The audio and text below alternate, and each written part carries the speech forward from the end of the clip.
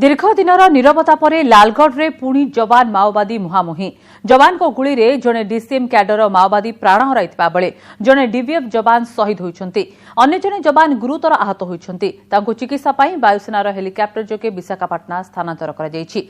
तेबे ए एनकाउंटर अधिक माओवादी प्राण हराइथिबा आशंका करी खैरपुट कदमगुड़ा रे कमिंग ऑपरेशन को जोरदार करिछि मालकानगिरी पुलिस।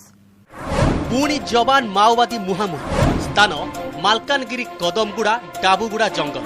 समय बुधवार सकाळ प्राय 5:30।